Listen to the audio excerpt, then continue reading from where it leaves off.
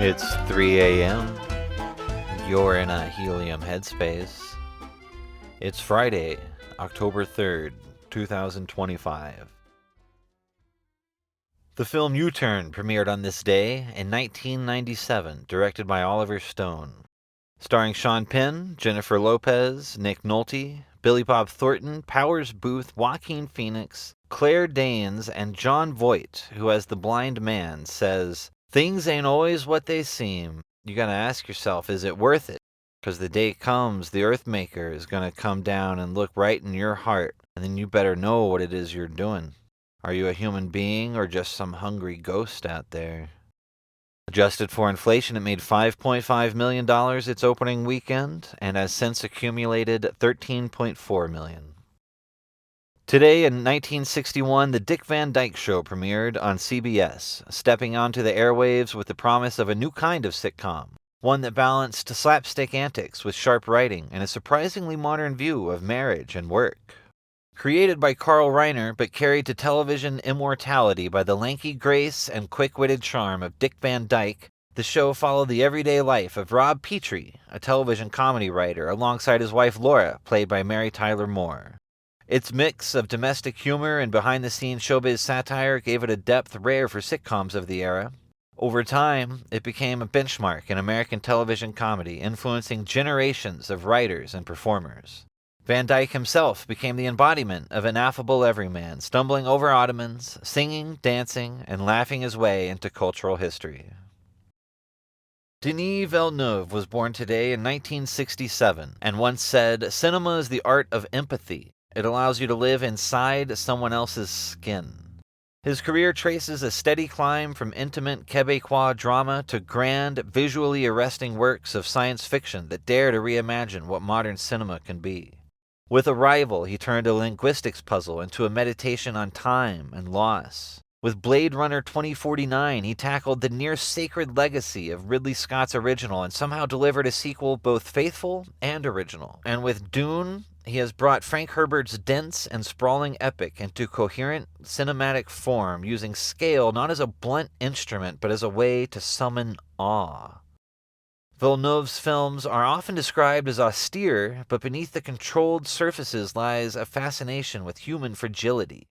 How small we are in the face of vast time, space, and power, yet how much meaning can be carried in a single choice or gesture. Leo McCarey was born today in 1898 in Los Angeles, a city that was just beginning to imagine itself as the world's factory of moving pictures. He grew into one of Hollywood's most versatile directors, guiding anarchic comedy and Duck Soup with the Marx Brothers, shaping the sparkling sophistication of Screwball Romance and The Awful Truth, and later earning the Academy Award for Going My Way, a film that captured wartime audiences with its gentle faith in humanity. McCarey was known for letting actors improvise, believing that spontaneity revealed deeper truths than what a script alone could. His films carried both laughter and sentiment, proving that comedy could be as serious a piece of art as any grand drama. Leo McCarey, who once said, "What I learned is that an audience will laugh harder if you first make them care." Eugene Luther Gore Vidal was born 100 years ago today in West Point, New York, and over the course of his long career, he became one of the most incisive and unsettling voices in American letters. He wrote with a satirical sting, often setting his sights on the power games of politics and the hypocrisies of culture. He once said, "We are the United States of amnesia. We learn nothing because we remember nothing." Novels like Maya Breckinridge challenged sexual norms with the sharp edge of parody, while his historical works, Burr, Lincoln, and the vast Narratives of Empire series, examined the United States' political machinery with both admiration for its ambition and a relentless critique of its corruption. Vidal was as much an essayist as a novelist, often stepping into the public arena with televised debates and published essays that kept him in a combative presence in the American imagination. He embodied the role of the public intellectual, unafraid to skewer presidents, writers, or entire cultural myths when he thought they deserved puncturing. Gore Vidal, who said, "The American dream is not that all men are created equal, it is that all men are to be made equal." Louis Aragon was born today in 1897 in Paris, and across the turbulent arc of the 20th century he became one of France's most distinctive voices in literature and politics. Beginning as a co-founder of the Surrealist movement alongside André Breton, his early works challenged conventional thought with dream logic and sharp juxtapositions. Later, after breaking with Surrealism, Aragon devoted himself to socialist realist writing, crafting the sweeping cycle Le Monde Réel to capture the struggles and hopes of ordinary people in a rapidly changing society. His career traced the course of Europe's upheavals, war, resistance, ideology, and through it all he balanced lyrical passion with political conviction, a man determined to use words as instruments for both beauty and change.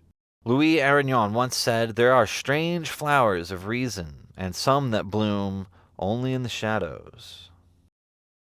Harvey Kurtzman was born today 101 years ago in Brooklyn, New York, and his restless wit would later shape the landscape of American humor. As the founding editor and chief writer of Mad magazine in the early 1950s, Kurtzman fused cartooning with a sharp satirical edge, turning parody into a cultural tool as much as a punchline. He once said, "Comedy isn't pretty, it's guts and honesty dressed in clown shoes." Under his guidance, Mad lampooned everything from advertising to politics, instilling skepticism in a post-war readership that was often asked to swallow the official version of things without question.